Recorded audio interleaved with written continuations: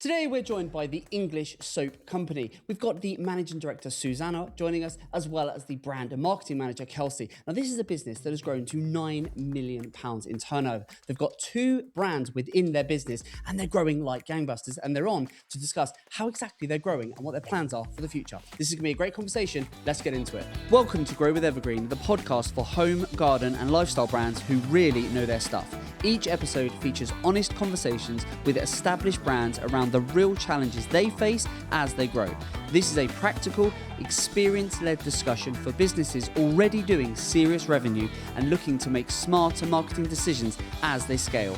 Let's get into it. Right, welcome back, beautiful people. I hope everyone is doing well. Darren, how are you, sir? Very good, thank you. I've only just seen him. We are just fresh. Popped in for this. I thought you'd come in to see me. No, sorry. No, just I've for the come pod. I've come in for Susannah and Kelsey. About the podcast. Oh, exactly that. Yeah, no, we are fresh in, so I'm still out of breath because I've just run in to the studio. Quite literally flown back. I've been out and about. Yeah. Before I tell you where I've been so the eagle-eyed among our viewers, when I tell them where, they'll go, aha, I remember seeing a picture of you. But what have you been up to this week? It's been, it's been a good week for me. It's been a fairly standard week, but in the best way, in that as consistency, baby, consistency. But as the sort of head of video in motion and sort of leading the creative team, the creatives always get to have a bit of fun. You do. So our weeks, we're not just sat at the desk. You're always out and about. That's it. So I had to buy a van. And so, yeah, well, there you go. So by saying it's been a fairly standard week, it's been a pretty exciting week. Come on then, what have you been up to? We've been all over. We did a shoot yesterday in the pouring rain. It was. Why would you be shooting in the rain? Tipping down because so one of our brands that we work with, which is Oxford Garden Design, they do exactly what it says on the tin. They design Oxford gardens. They do, and then they bring and it increasingly the surrounding areas. They're expanding. Well, yeah, that's it. Global domination. And so we thought, it's winter. Yep. Not a great time to shoot in a garden. However, great time to shoot the before. So which basically means when they're going to start work on a project, they're going to a garden that hasn't been touched, needs some work, and they're getting ready to start the work, and they're actually starting the work already. So we're going to go along, and we have been going along and filming bits, just short little bits, but of that before and that during. And yesterday it was tipping it down. But even when it was tipping it down, they still had their guys there planting, landscaping. I saw you were filming with the brolly above you. I had literally one hand with a brolly, the other hand with a camera, just making sure. I was getting soaked. I was caring more about the camera. Wow, good. And so we were there. We were right in the thick of it. And we were getting some really nice footage. And the thing is, because we kind of want the after to look great, the rain kind of works in our advantage. Well, it shows that true before, during, and after, isn't it, that process? So but it's an interesting one, because when you get to the summer, which is obviously their peak season, and you're putting all this beautiful transformation, and you're looking at the end product, like, this garden look amazing. It's the work that you're putting in these rainy November, December, days where it's miserable, and you think, oh, I don't want to be outside because it's freezing cold. But actually, if you get that stuff, that's what shows the. And I think what the process. Sheena, who is the owner of the company, has really appreciated is it's our proactiveness to actually go, well, this isn't your it's not a great time. It's not a great time, but there's a lot we can still be doing. Absolutely. And so I think that's true for. Do you know what? That's true for a lot of our brands. Is a lot of the brands are seasonal. Spring, summer is the peak for a good swathe of our portfolio, being home garden lifestyle. So that's true. We do a lot of that out of season. It's a bit quieter, so you might rein in your ad budgets because not as many people are buying, or depending on the business. But what you're doing is you're doubling down on the creative, and what are you taking all the learnings from that current year and all the creative, and then actually doing all of the creative stuff. So so you just never get any time off, never get to stop. But I've been working on loads of other ads as well. I did even have a phone call from a client this morning who called me just to tell me over the phone how blown away he was by that's sweet. And that, honestly, really appreciated that, because that kind of made my day a bit. Nice, very nice, lovely. Well, you've been working hard. I haven't been. I haven't been at all. And I know you just have to bear with me, viewers and listeners, because I haven't even filled you in on what I've done this week. I sent you a couple of pictures whilst I was away, but I've been off, but I haven't been on a beach this time. No. No. You've I've done been. that. I've ticked that one off for this year. So I've been in the Arctic Circle. Wow. Yeah, I have. Because at the time of recording, so today is the very last day of the year for us working. So this is Susannah, Kelsey. You've got this is the last thing on our to-do list before we go off and we relax for Christmas. And so I took my little lad, I say Harriet and myself. We took Henry, our little boy, off to Lapland. Wow. Yeah, The looking real for Lapland. the real, Wow. the snow this high Lapland. Off looking for the big man. We found him. We did. The Yeti. Yeah, exactly that. Yeah. So we don't know who might listen to this podcast, so we need to be careful how we tread with this one. But yeah, we get a lot of kids listening. Well, you just never know. You just never know. So, but yeah, we went out for we did huskies and we did reindeer rides and we did snowmobiles and honestly, the pictures you sent me looked absolutely incredible. It was amazing. Hat and I've been to went to Sweden years ago when we stayed at the Ice Hotel and we did that whole thing. Whereas, this one was. For anyone that if you've got kids and you want to go, you only go for like 2-3 nights. And you think, well, that's not very long. My God, you are knackered because it is action packed. And I have to say, I was so impressed, who we went with, and we just booked it online. But from the moment you get on the plane, you are fully immersed yourself in Christmas mode, right? We were singing over the tannoy of the plane, Christmas songs, like all the way there, like jingle bells, like everything on the way. Then you get into the airport, the baggage carousel, you've got elves running around causing chaos. Wow. So then you're on the coach, you get there, and it's just like activity after activity after activity, even to the point where 15 minutes on the way back before we got on the coach to go back, come home. We were on a snowmobile. Like 15 minutes before, it's like you get off, you kind of just cool down for a second, change your clothes, on the coach, you're back. It's just, you don't stop. You've come to work for a break. Basically. But it's amazing. It's so cool. And then they just fill it full of loads of activities. So yeah, that's been my week. I've been, and literally got back last night, had a few hours kip and then up and at it today. So if you haven't been and you're thinking, take our little ones to thing, I would highly recommend it. Amazing. So yeah, very, very cool. So that's been my week. And now after this, we're going to now go. So I said to her, we come back. I was tired. I said, I'm a bit Christmased out. It's not even Christmas. We've got a week to go. I couldn't believe it actually this morning when Archie said to me, I can't believe it's only 6 days till Christmas. Yeah. And I sort of went, and I didn't acknowledge. Yeah. And I sort of, as he said it, I looked at my laptop at the date bit and saw 19 and was like, oh my God, it is actually literally time to start Christmas shopping. Well, fortunately for me, and I think you're very similar here, I have a wife who does it all. True. But we need to buy for the wife that does it all. I've done that. We need to get cracking with that. I've got that. Yeah, no, exactly. Right, okay, that's enough talking about Christmas. But yes, because now it's Christmas in a few days. By the time this comes out, Christmas will be a distant memory. And today we're here to talk about the English soap company. So this is a brand that I've been on our radar for a while. We admire greatly what these guys are doing. Some really nice stuff. So I would love to say if you're looking for a Christmas present, but that long since gone. But if you just need a gift. If you're looking to make up with someone who is angry at you for not getting a Christmas present, this is the perfect time. Yeah. But no, these guys do some beautiful products. They're called theEnglishSoapCompany.com. And they've got the whole range of very nice products here. And they're coming on the pod to tell their story, how they've got to where they are. Because by the looks of it, it's going very, very well. Yeah. They're doing some good things. We had a quick chat before we came on. All looks like it's going well. And we're going to be joined by Susannah, who's the MD, and then Kelsey, who's the brand and marketing manager. Do you want to paint a picture for us? We'll get into it. Let's do it. So every guest who comes on the podcast, we send them a couple of questions so that we can get a sense of who they are and what they're about. So first of all, we always ask them if they could describe their business in one sentence. And yes, what have they said? They've said, we are a premium luxury manufacturing company that makes soap, hand cream, hand wash, EDTs, and body oils. What's EDT? I was just going to ask you that. We're going to ask them that. We'll have to ask when they come on. EDT? I don't know what EDT is. Approximate annual revenue and size of business. They've said about £9 million. Number of employees, it varies, but it's between 100 and 200. Yep, that must be the seasonal peaks and troughs. Yep. which marketing channels they're doing all are they sorts. using? I I'm love going it. to try and do this in one breath. Go on, okay? go. Meta, Klaviyo, Google Ads, paid social, retail, website, brochures, trade shows, external platforms such as Fair and Amazon. Boom, done. Lovely. Look at that mix. Beautiful. What's working best for their business? We always ask. And they Yes. said Meta is proving most profitable currently.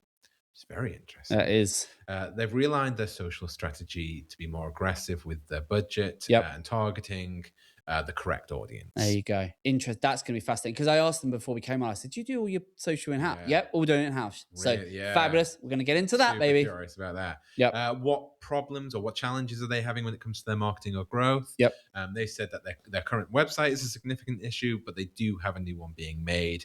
It's painful and a real struggle, which I think is always the case when a new website. I don't think anyone launches a new website because that was a breeze. Yeah, easy. Yeah. They also health and beauty is a really competitive market, so they have a lot of their own challenges, of course. And then staffing, people who want to work and care versus people who just don't. Yep. Which are, again, I think all very common issues that a lot of people, particularly when they get bigger, that's what you find. Growth pains. They're growth pains.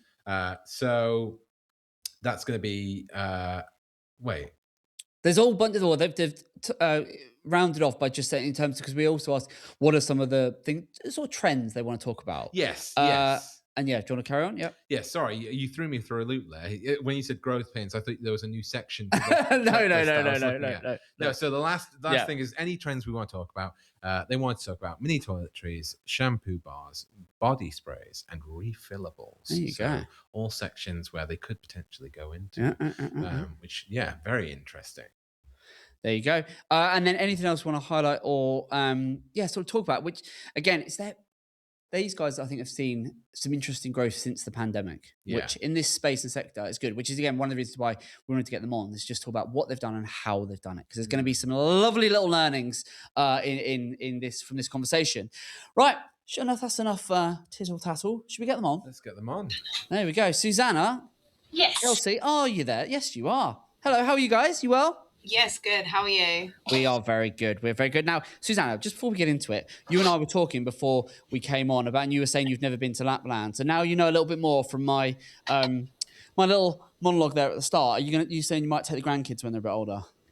Wow, I would. Yeah, I've never been. I love Christmas. I'm notoriously known here for being very festive. We know you are, because we've seen it. We've seen the evidence, and we love it. And so tell everyone what you do, because it is fantastic. I absolutely love this. I love Christmas. I think it's a really special time of year. I think it's a time that you can show your playful side. So every day throughout December, I wear either a Christmas jumper, a Christmas dress, or a Christmas outfit that I have made. Okay. She's not joking. I know she's not. I've seen the evidence. So what are you wearing? Right, what are you going to have to do? What are you wearing today? What's the Christmas outfit today? I'm wearing a dress that has got Father Christmas, holly, snowmen, and stars, and Christmas trees, baubles, all over it. Nice. So would you mind sending us a picture after we finish this recording, and we're going to put an overlay on the pod so people can see just how fantastic and festive you're looking right now? Okay. Can we do that? Yes. I think it's got to be done. It's too good not to. And if not, I'm going to put some of the classics we've seen on LinkedIn. But yeah, no, do that, please. You have to just send a little picture, and we'll overlay. Archie, you have to overlay that, please, on the edit. Amazing. Kelsey, do you follow suit as well, or are you a little bit more? Little bit more reserved. I have been known. My Christmas jumper collection has definitely grown since working here. Nice. Because everyone does tend to take part, which is actually really lovely. Yep. But yeah, no. Susannah steals the show every time. She's on another level. Yeah, right? Yeah. You can't compete with that, and I think we've all learned to accept that. I think you've got to have someone who's willing to go all out. Oh, 100%. I like to think that sometimes that's me in this office. Yeah, I think so. Particularly when it came to Halloween. Yeah, we did the Halloween thing a few weeks ago. Interesting, to say the least. Amazing. Well, look, well done. I think it's you've got to have fun. You've got to have fun, haven't you? I think there's a great saying, isn't there? The only way to do great work is to love what you do. And I think if you genuinely enjoy, going into the office and with the people you spend most of your time with, let's face it, then we're very lucky people, aren't we?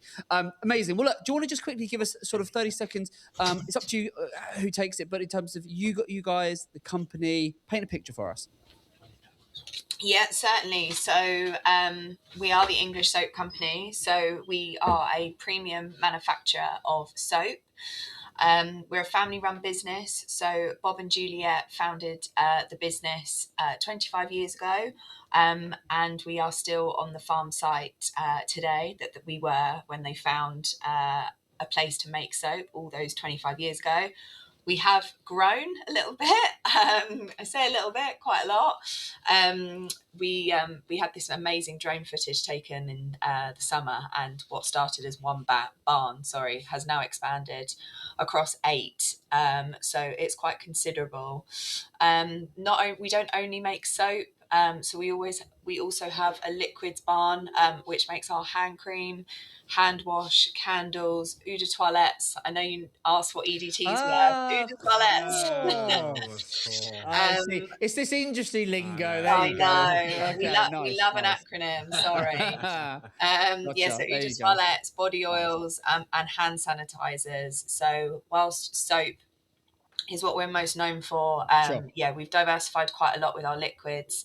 And essentially we position ourselves in the gifting market. So when you come across our product, it is to gift to someone, whether that's mum, dad, grandma, granddad, a friend, someone you love. That really comes through in our packaging. We really want to put a smile on people's faces when they gift that product. So we work incredibly hard to make sure that the entire collection appeals to a wide range of audiences, and has a little something for everyone. Lovely. Love this. Right. I've got 100 questions I want to ask as we get into it. But before any of that, it is time, so smooth today, for Darren's favourite part of the show. Hit us with it, baby.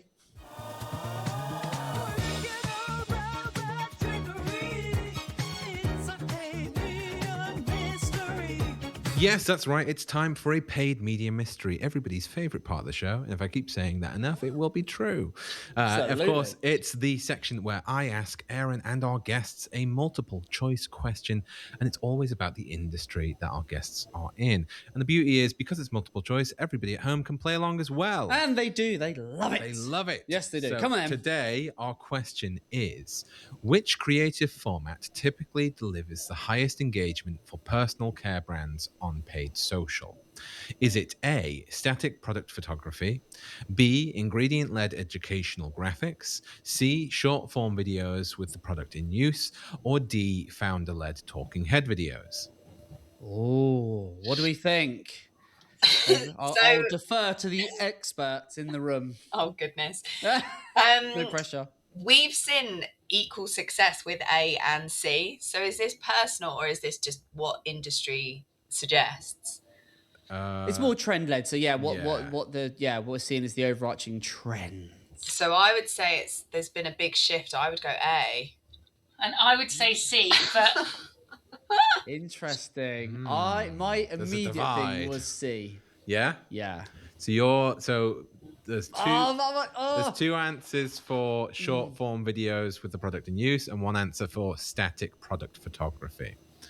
Yeah. Okay, so I can reveal the correct answer is C. Hey. Yes!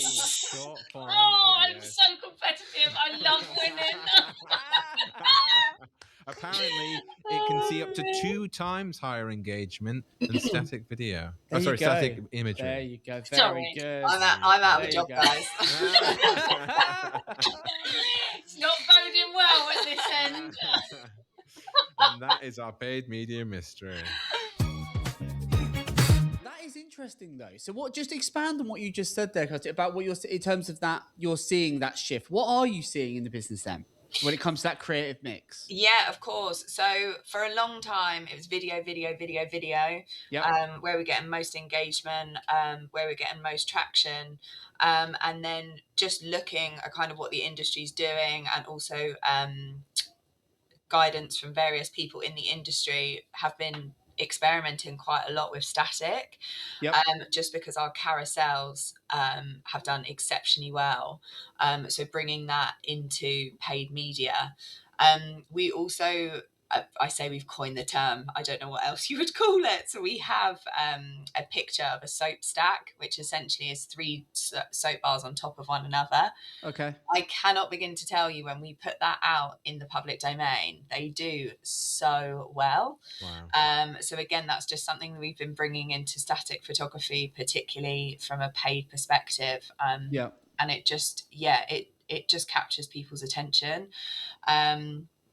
I So think yeah, what's really interesting is that, as much as, I mean, I'm an advocate for video, as Funny anyone will that. tell you, but with anything with this, a mix is always going to be best. yeah, Absolutely. There's so much. I mean, so this is interesting. So I want to where to start with this because there's so many things I want to unpack with this. We're talking sort of the social side, so let's stick with that for the moment. Then, so you guys do your social in house. yeah. So what does that look like in terms of who does what and what's the sort of team and what are the platform? You mentioned Meta. Yeah, Interestingly, you didn't mention any other specifically any other social platforms. So where are you doing most of your your marketing, your advertising? yeah, absolutely. So the majority is based on Meta.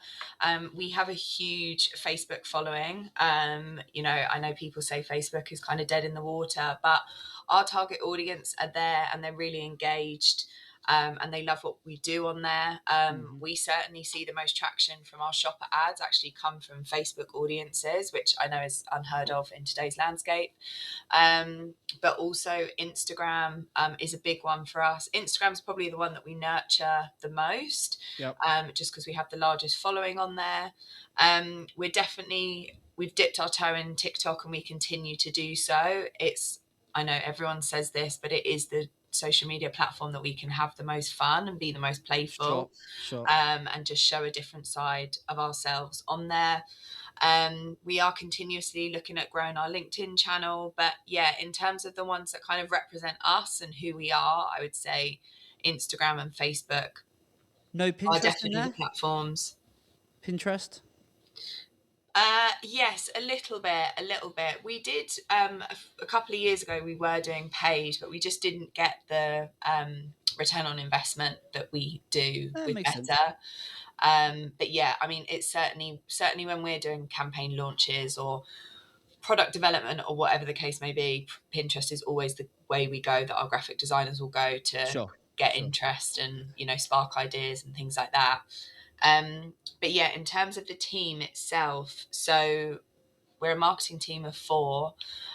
We do have one person that leads on the social side of things, and then I input where needs be. Sure. But typically, kind of the videos that you'll see on our channel, it involves a lot of our employees. So something that we've worked really hard on doing is encouraging everyone that works here to get involved in social as much as possible. Yeah. Yeah. It took a little bit of convincing, as I'm sure you can imagine, but we're certainly seeing that turn now. I think people can see the content that we're putting out there, and realizing it's not an opportunity to poke fun or anything like that. Sure. Sure. It is a platform for us to show who we are and what we do on a day-to-day basis. And I think people do now really get enjoyment out of participating, and particularly when we do kind of like a trend led one, it's always fun to get as many people involved as possible. It's got to become a bit of a culture thing, isn't it? Once you instill it in the culture of the brand, which I think you guys have done really well, is it then becomes second nature. It's when it has to be forced, isn't it? Yeah, Then it becomes very difficult, certainly to do it with any consistency, and it doesn't feel authentic. Whereas when yeah, you can genuinely just shine a light and go, "No, we're having a really good time here," then exactly. that screams through. And is that how you mentioned you built a big following? I know there'll be people listening and watching and going, "Well, how?" That's what I like Yeah. to try and get under the skin of. Is well, okay, you're doing all this stuff, you built this, built and are building this business. How have you built that big social following on Facebook? Yes, that makes sense where your customer is, but just paint a picture for the last few years. How have you done that? Yeah, no, absolutely. I mean, paid spend has been a huge contributor to that. We've done a lot of brand awareness pieces, which do attract a following to us. We also see big success in doing social collaborations with other brands. So, most recently, we have actually just finished, we did a 12 Days of Christmas campaign where we collaborated with a different brand every day, Nice. and encouraged the person to follow us and the other brand, and then we gave away prizes. We gave away some incredible prizes, tickets to Glow Wild. We've given away a night stay at a hotel called Tottington Manor. We've given away lots of different Christmas bits because it's the time of year for it. Confectionery, kind of, yeah, baubles, champagne, you name it, we've kind of done it. And something that we really wanted to do was work with businesses that resonate with us, Yep. Yep. kind of on a local level, or just, a like for like.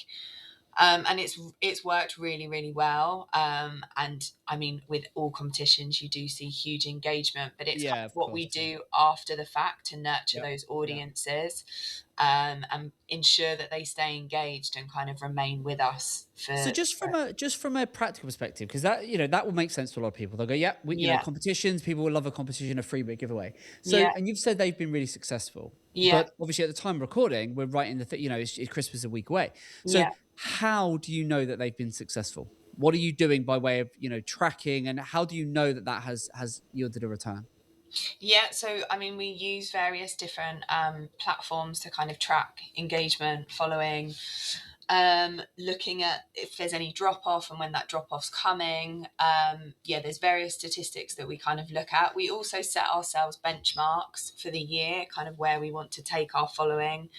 We track that on a month by month basis, and then kind of look where we're at for the whole year. So do you use that as your guide? Do you use engagement and following as your sort of North Star when you're looking at these sort of campaigns over revenue? Or where does revenue sit and sales sit into this? Or is it more about let's just build a following and then we know the revenue will come?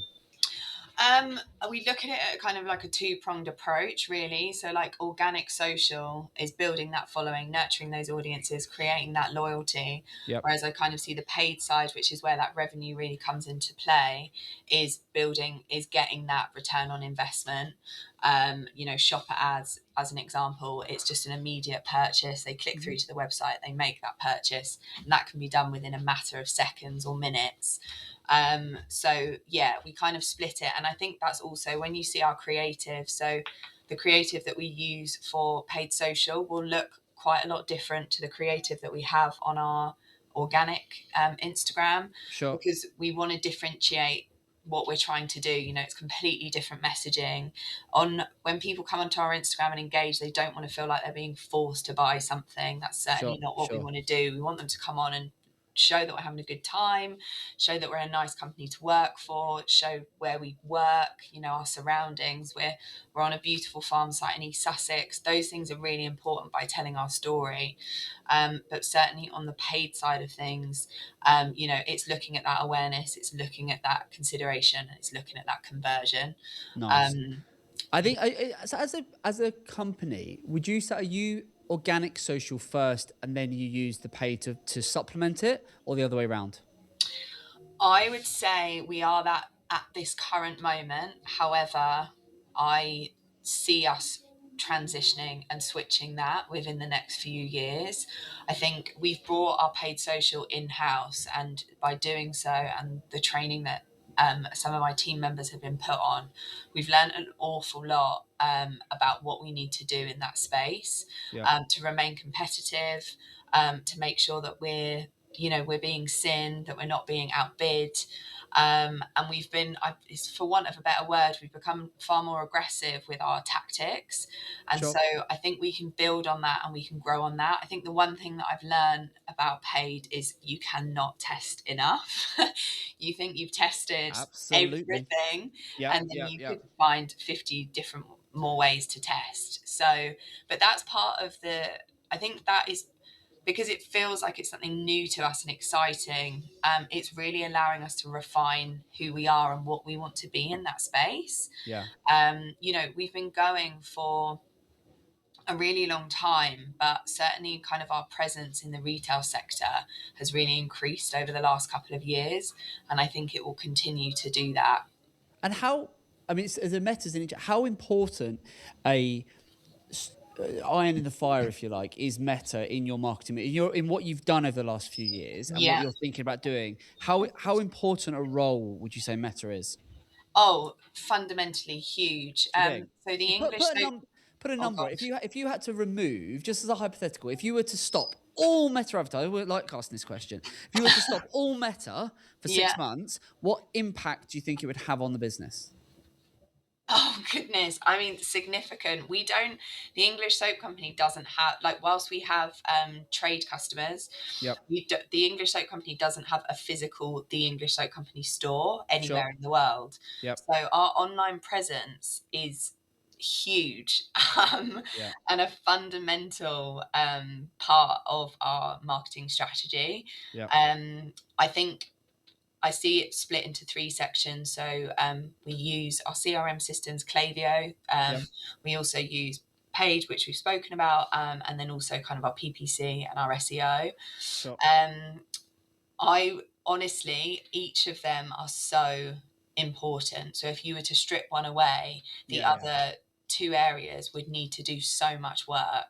But I could say it's the same for Klaviyo. If we turn that off overnight, Yeah. Yeah. I Well, you're not. can't. Yeah. Yeah, it would just. It, There's no way. I it's an cannot. interesting. It's an no. It's and not nor do you need to. It's just an interesting because I think something that we or I talk about a lot all the time on the podcast and just generally in running the agency is that it's that having a healthy marketing mix. And I think Mm, what's really interesting is talking to you and what we've seen it ourselves from in terms of being customers and seeing what you guys do mm, is, and I think it's really smart, which a lot of brands haven't done, is you've really focused on when it comes to social, the organic first and then the yeah. paid. Whereas so many businesses, just dive straight into the paid stuff.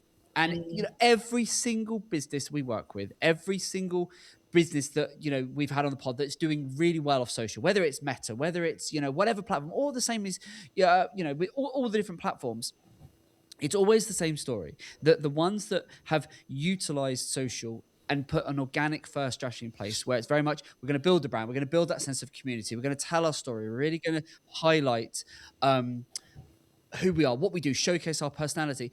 Oh, and then we're going to use paid to amplify that. We're going to use mm, paid to build upon that foundation.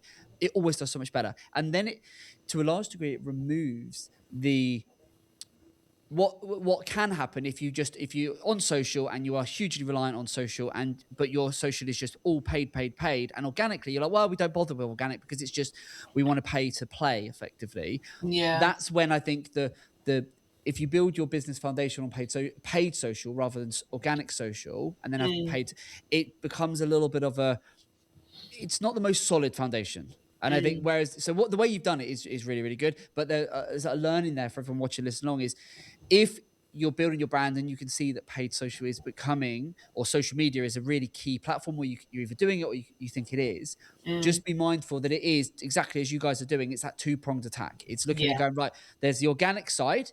And Yeah. what you're doing is, you said yourself, there's very different tone of voice. There's very different aesthetic. What you're posting different from a organic to a paid. But I think that mix having that mix in place is a good thing, and it means you can Yeah. build upon that and you can really scale.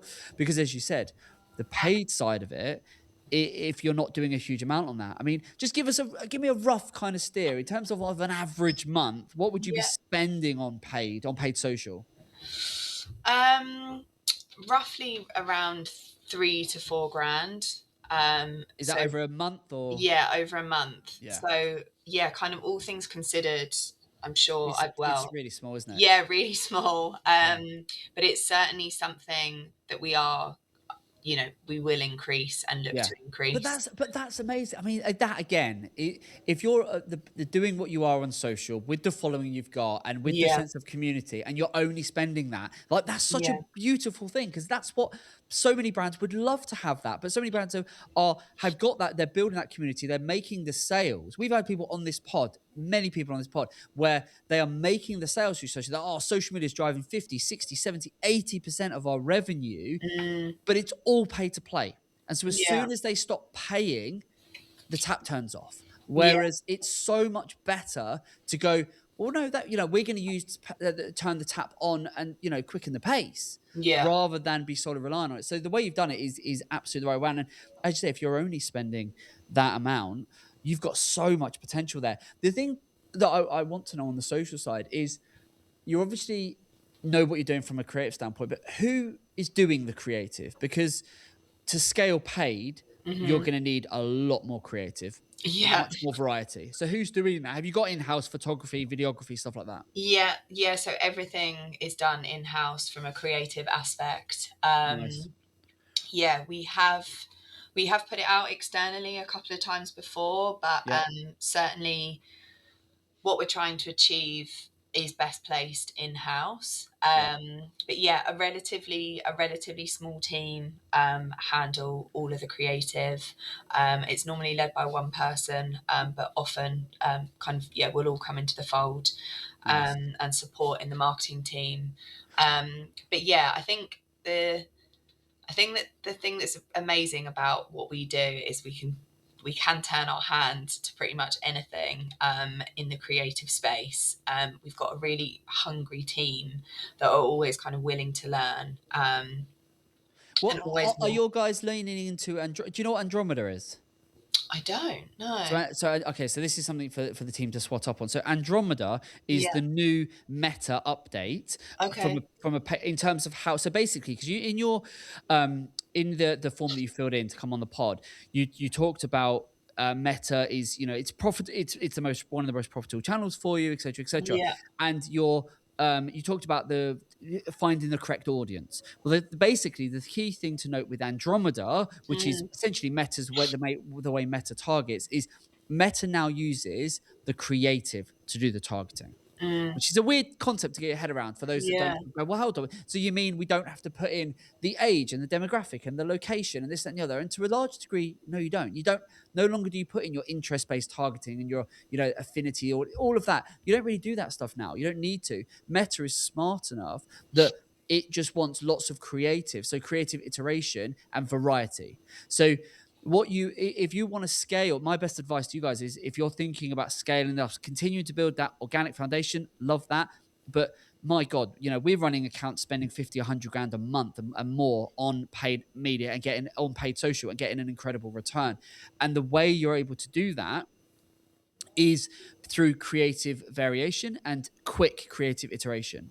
So you said that there's stuff that you post on your organic stuff that wouldn't necessarily be seen on your paid social. What I would be encouraging you to do, and what Andromeda wants you to do, is take some of that organic social and put some money behind it, because it will still convert. So long as, depending on the funnel, your customer journey, etc., you need to mix up the creative. So all the things you're doing, from the different types of carousels that work, the short form video, the still graphics, all of that. More, basically, you need more. If you're doing 5 lots of ad creative a week, triple it, quadruple it. You're going to need to put that much more creative iteration in, and just give it so much variety. And Meta will use that variety to go and do the targeting. Okay, amazing. So you really need to, and that's our team here are just doing so much of that now, and I've been amazed in the last, and that's true, that Andromeda came out and was officially the new algorithm, the way it was working from this summer. So from July 25, that is how Meta's now been targeting. So if you're wanting to scale, just don't worry about all your targeting, all of that. Like, you got to make sure the key things are in place, of course, but it's just creative. Yeah. Okay, good to know. Yeah, that's how you're going to be able to kick down.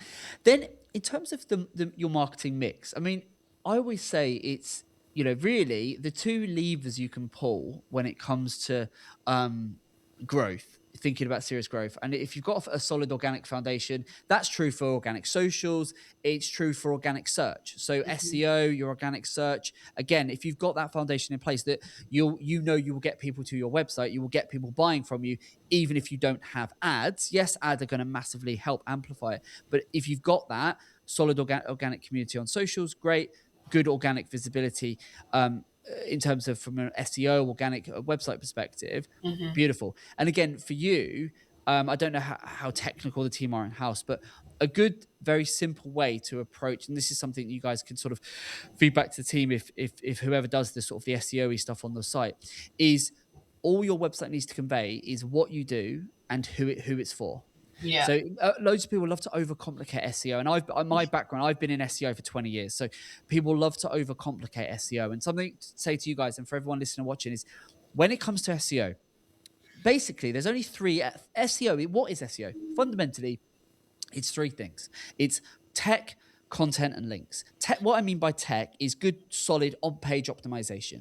The way you optimize your website, whether, if you are a e-commerce brand like you guys are, then the best way is to make sure that every product clearly says this is what it is, and this is basically who it's for, or this is why you would buy it. It's one of those two options. That's how you optimize. And so it's kind of the Ron Steele approach to marketing. That Ron Steele sort of it says what it does on the tin. It's the same principle that you apply online in terms of how you optimize your website. So for you guys, if I look at your homepage, it says the English Soap Company, award-winning luxury and eco-friendly soaps. Perfect. Says exactly what it needs to, which is perfect. Yeah. If we then go into one of the products, let's have a look at one of these. Let's go into here. So again, it's just conveying this is what our product is, and this is either who it's for or why you would buy it. Yeah. And really, that's how you optimize it.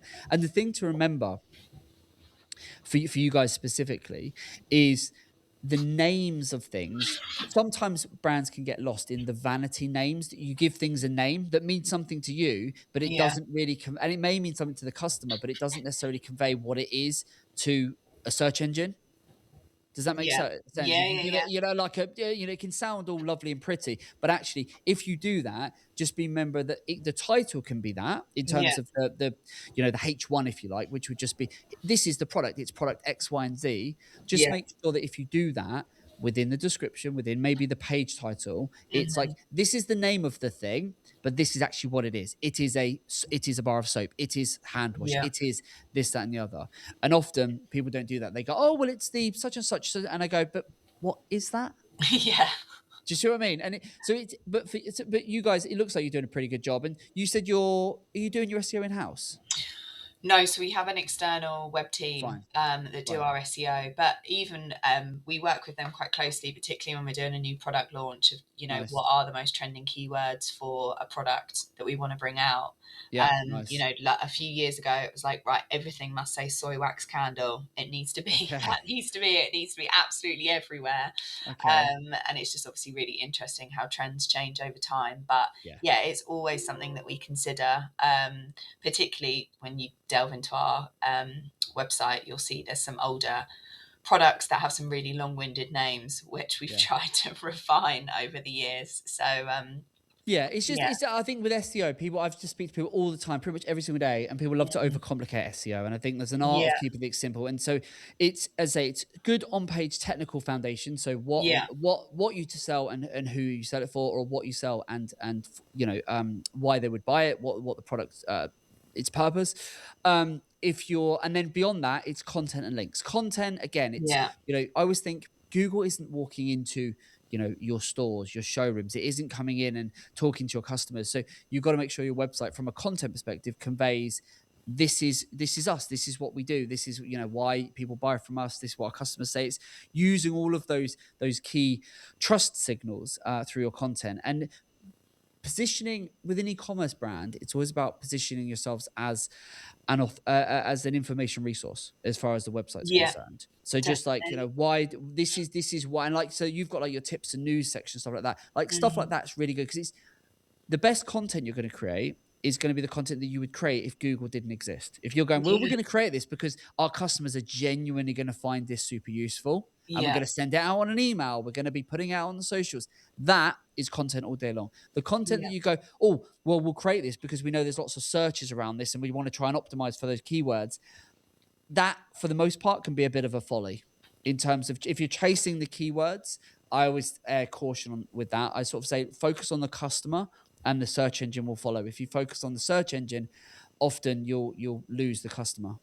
Yeah, absolutely. Yeah? And then the third element is links. And links, again, the best links you can get, very similar sort of recurring theme here. The best links any brand can get are the links you would want if Google didn't exist. So if you go, well, that's great PR for us, that's great coverage, we know our customers reading that publication, we know they're engaged on that website, then it'd be lovely for our brand to feature it on there. Again, if it's, oh, we want that feature because we want that link, not so much. Yeah, no, definitely. Do you see what I mean? It's that's kind of SEO in a nutshell. And then the other element you mentioned is email, which again, email for most brands of your size that we speak to, email should be at least 25 to 35% of your revenue. Yeah. It should be in that ballpark, in terms of what you're recording and tracking. Yeah. Yeah, for sure. So, because you mentioned you're building a new website, is that right? We are, yes.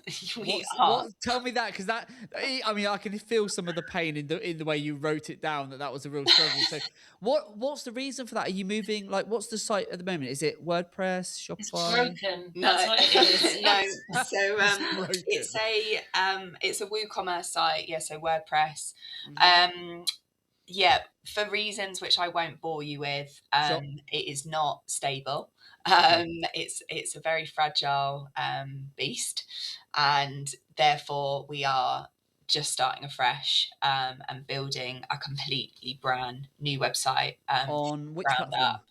up. It will be WordPress as well, but pretty much everything with with the exception of a few plugins here and there, Sure. everything will be custom coded. Nice. But it will be us in modern day, and that's not to say our website isn't modern day now. We put a lot of work into it and we pride ourselves on it. Yeah. But I think the overarching strategy for the new website is the 3-click rule. So essentially getting the consumer from the beginning of the journey to the end in 3 clicks.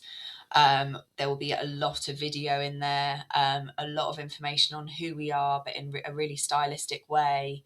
Nice. It's amazing. The initial designs that we've seen are incredible, and it's us, but it's just an enhancement of us, which is amazing. What's the timeline on that? When will it be going live? So I'm being recorded. I don't want to say. Or should I just not ask that question? We can edit it out. Don't worry. No, do you know what I'm going to say? I'm going to give a vague answer. We're looking at Q3 next year. Okay. Okay. And how long did you start? Is it sort of, have you only just recently started then? So it will be a year in the making by the time that we come to launch. So yeah, there's been a lot of discovery, a lot of ideation, a lot of design, but now we're moving into the build. I think what is going to be amazing about it and quite exciting, particularly for our internal team, is like we will handle all the photography and videography, whilst our web team will kind of do all the nitty gritty and all the bits that are far too complicated for me to have any understanding on. But yeah, it's going to be a real collaborative project and something that I really think is going to change the game for us. We've done so much research on our own website and our competitors' websites and, brands that we're just interested in. And there are just so many things that we ever so slightly miss the mark on. And it's not to say that they're bad, but just now when you look at a modern day website, there is a lot more that we can be doing to make that experience on our website seamless and quick and easy. I buy some things on my phone and I don't even remember buying it because I've done it in less than 30 seconds. Maybe that's not right, but it's certainly something we've got to consider because people just want easy, quick, they want to know that their gifts are sorted and that they can move on to the next thing. And that's really what we want to do whilst making the experience that they have a really lovely one at the same time. Nice. Very nice. So come on then, in terms of thinking about growth and, innovation. You guys, if we sort of zoom out a little bit, you've got the business to where it is so far. What's the sort of, because you talk about the growth, since the pandemic. So just paint a bit of a picture, sort of if we zoom out a little bit.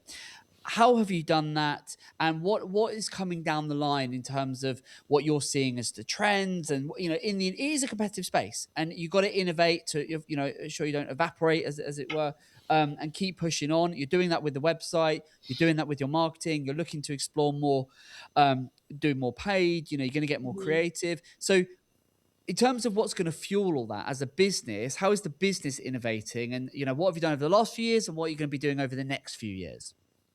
Yeah, totally. I'll take one side, and then I guess Susannah can give you a bit of an overview, kind of our premises and how we're growing there in terms of to deal with that growth. Yep. But certainly something that's a huge part of my role and my department's role, as well as a few members of senior leadership, is our product development. So our new product development is huge. And I think, such a strong USP for us as a business is because we manufacture everything ourselves. We're able to remain really agile at what we would like to bring out. So, if we're seeing a trend and the research suggests that, it's something that we can start developing in-house and kind of build on. And a lot of that stuff's done behind the scenes, and sometimes it doesn't work and sometimes it does. But our new product development is certainly where we see that's our strength, because we're able to adapt to changes in the market and respond really quickly because of the nature of being able to manufacture. We're not reliant on an external supplier. It's something that we can do completely in-house. Okay. Something that we're bringing out next year that we're really excited about is foaming hand and body wash. And positioning that in the gifting market as an item that you would gift to a loved one. We've done a huge amount of research, and we are super excited for that to come to market. So that will be released to trade in January, and then to retail in Easter. So that's something that we're really excited about. But I don't know if you've got anything else you want to add. I think we're constantly looking at what the business needs, making sure that we've got the right people in the right seats, cross-training throughout. We're looking at technology, we're looking at machines, investing in them, investing in our staff. There are huge opportunities for us, but one of the main areas that we must continue to nurture is our employees, because without nurturing them and keeping us a family-run business by putting in effort, knowing the names of everybody that's here. When I joined, we had 28 staff. We've now got 104. I walk the floor every day, ensuring that we continue to give that personal touch to our staff makes them very loyal. It makes them enjoy their working environment, and it therefore increases productivity. So important to the growth of the business.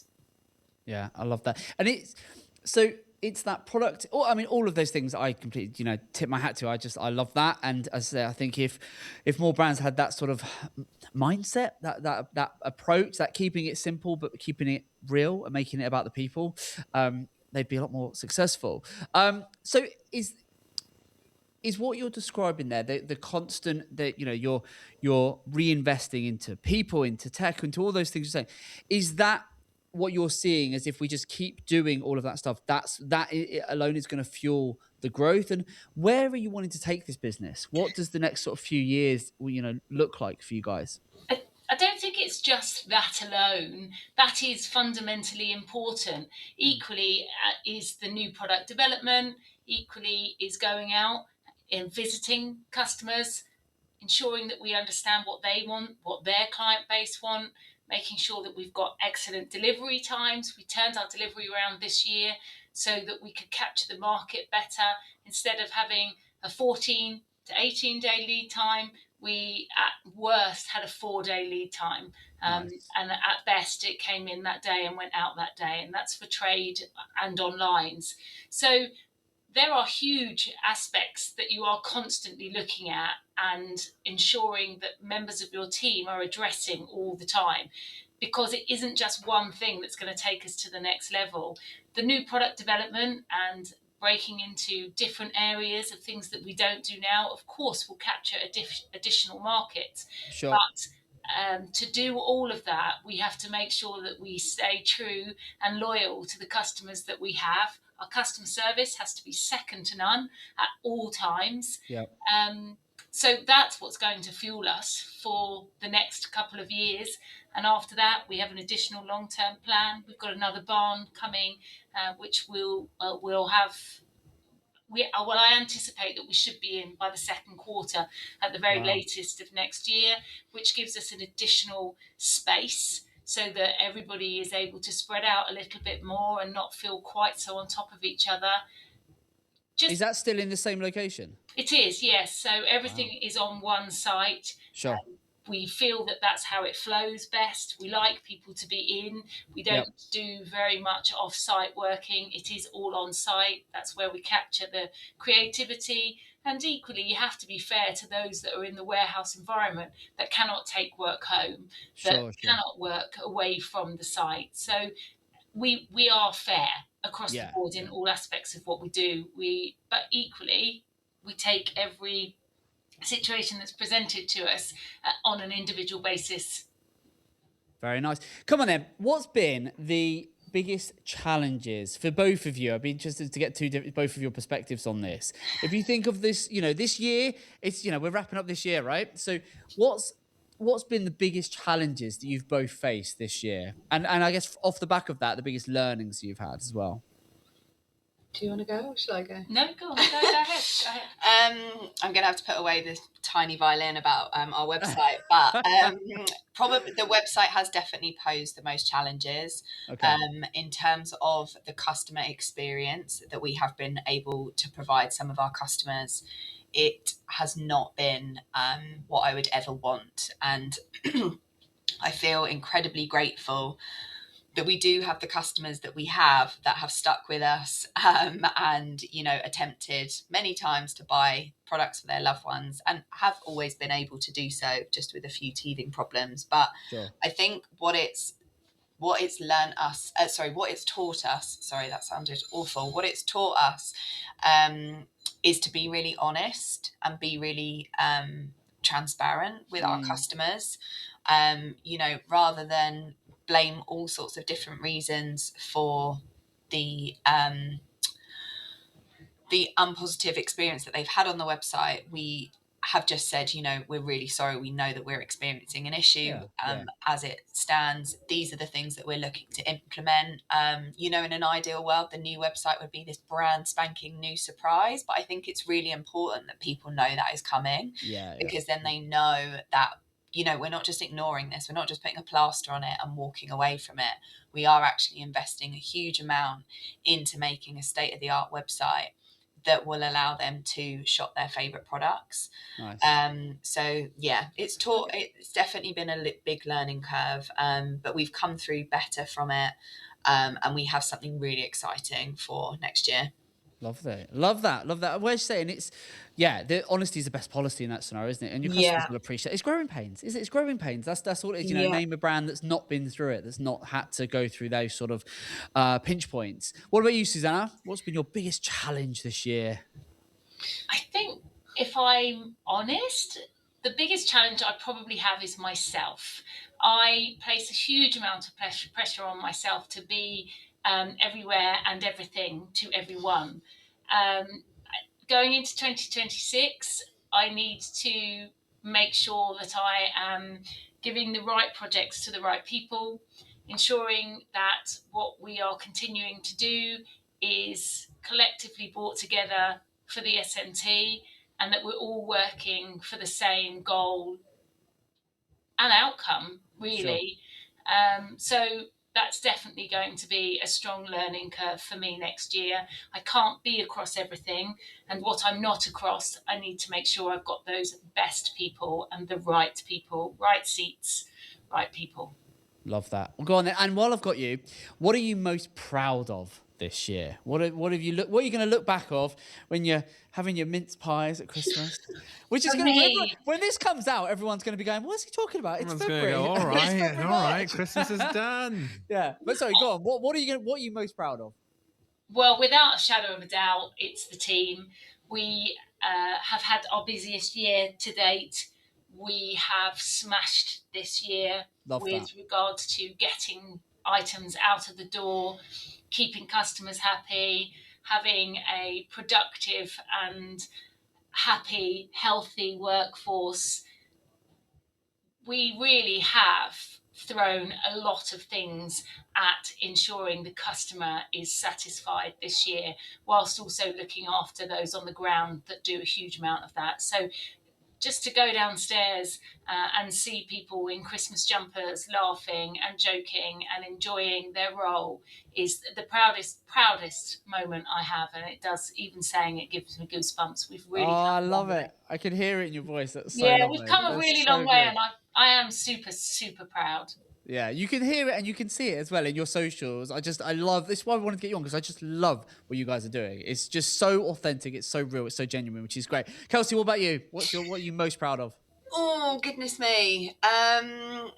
I think there's two, if I'm allowed to. Of course you are. Platform is yours. Go for it. So we do a lot of trade shows, and we had Spring Fair back in February. Yep. And yeah, we completely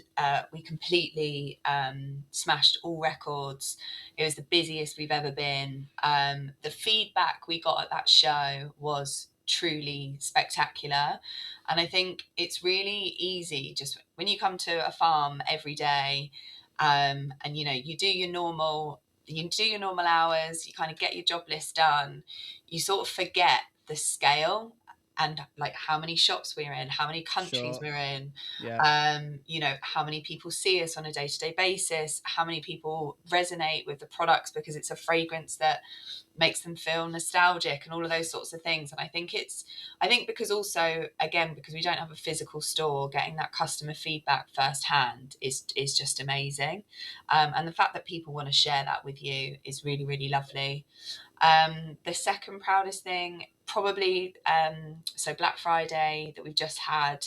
So last year was the first year we'd ever done Black Friday. We did the sale for 4 days, kind of exceeded all expectations, came back ready and raring to go this year with 10 days. And again, have kind of smashed all targets.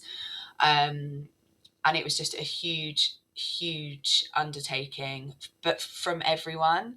I think there was the Monday, so the Cyber Monday, if you will, we came in and there was 850 orders on the retail website, and let me tell you, that's not normal numbers. Yeah. And how our factory split is we have our team that pack trade orders, and then we have our team that pack retail orders. Okay. And because we were so busy on retail, our trade team were having to pack retail. And I went into the factory to see how everyone was doing. And one of my colleagues who works on the trade side just collared me over and said, "What's all this about then? What the hell have you done?" And it was just, I don't know, it was just coming into the factory and seeing that camaraderie, and everyone was working together to get all of those orders out, because, we do next day delivery, or we do 48-hour delivery. And just, there was no moans, there was no groans. Everyone just sort of got it, and everyone was wanting to hit the same target, wasn't it? It was amazing. Yeah. We have a really lovely time here, but I don't think I've ever seen that before, where it's just, it was crazy. It was absolute chaos. Where they could have a box, they would just have a box and we would just put products in. It was truly amazing. And yeah, something that I will think about definitely as we break up for Christmas. I love it. Oh, that's so good. It's so good. And I hope you create enough content around that and just capture all of that stuff, because it's just, those are very special moments, aren't they? Honestly, there really wasn't time. I was on I was on the factory floor as well, so I was also down there. Although I think I drove a couple of them nuts, because I kept going, "Oh, I know that person. Oh, I just put a little handwritten note in there." And in the end, they said, "Have you got all your friends to buy product?" I was like, "No. I know that person." But you couldn't. It was carnage. Yeah. But in a really organised way. Yeah. But it just was manic. Yeah, it was. Good. But they're the moments, aren't they, where you just sit and Susannah, you must have you with that sort of thing. Both of you, when you sit there and you stand back and you kind of go, whoa, like that's the really excitement. Yeah, I love that. Oh, it's so good. Right, I could talk to you guys all day. You've been so fab. But we are gonna have to wrap it up there. But yeah, just keep doing what you're doing and just keep posting and keep sharing it because it's so good. I love it. So massive thank you for coming on. The very best of luck. Keep doing what you're doing. SWAT up on Andromeda, because if you're wanting to, leverage social from a paid perspective, lean into Andromeda. Really do get someone on the team to just go and immerse themselves in Andromeda and figure out what it is and how to leverage it. That will get you on the right path. Best of luck with the new website. I'll keep an eye on when that comes out. Fingers crossed. Yeah, we'll be sure to send you a link when it's ready to go. And thank you both for coming on. Have a great Christmas. And we'll speak soon, yeah? Thank you so much for having us. Pleasure. It's been really good fun. Thank you both. All the best. Take care. Thank you. Oh, they were such good fun. They were great. Honestly, I want to just say, stop recording. I'm going to carry on talking to them because they were such good fun. That's such a great business and such great people. People make a business. That's it. People make the business. It's what I always say. People like people. People buy from people. People like people. People. It's just, and you can tell, like, genuine. Hopefully, everyone listening and watching will get a good sense of, like, they're really good fun and they love what they do, and you can tell that. And go and don't just from this pod, but also go and check out, follow them on socials. Go and engage with what they do on socials, and you'll see it in spades what they're doing. Great business. That's why it's great, because it's what they're doing, how much they love it, their passion for it comes through. It's people who love what they do and they love doing it together. Yeah, 100%. And all of that. And then, as you say, and building on, if you do that and it's genuine, it's real, it just makes it's something we say all the time, don't we? When we're doing ads, we're sending emails, we're doing creative, we're doing all of that stuff for our clients. And every single time we come back to, let's look at your organic stuff. Let's look at what you're actually doing. What content are you actually creating? Not for ads, but just you yourself. Yeah. And it's always, always, always the brands that are creating their own content, that are posting, that are showcasing their personality, that are genuinely out there having a blooming good time doing what they do. Then when you sprinkle on the magic of ads and great creative for the ads and all of that stuff and emails, it all just works. Because and that's it the works thing. So much better. There's something that I've said more and more these days is that everybody has a story. It's just not everybody knows how to tell it. Yeah. And I think the more people can learn to tell their story, whether it's through doing sort of head to camera, sort of face to camera videos, like talking head videos, or whether it's doing things like having fun social media bits with the team. Yeah.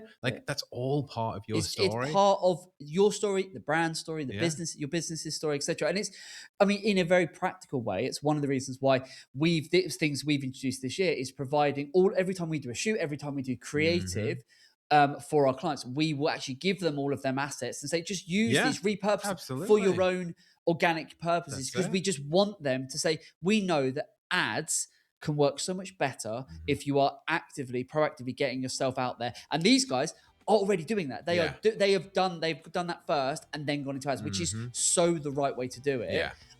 Is to just balance it and not become solely reliant on ads. I love it. Right, there you go. If you need a gift, if you're thinking, I like those guys, I want to go and check them out, theenglishsoapcompany.com. It depends on when you search. There'll be people listening to this pod in 5 years that will go on and go, there'll be a new beautiful website. New website. This is amazing. You know what they were on about? This website's great. Yeah, I can purchase it in 3 clicks. Lovely. Do check those guys out. I think we can wrap it up there. It's now Christmas. We can officially go and start enjoying Christmas. That's it. Or if when you're watching this when it actually comes out, happy February.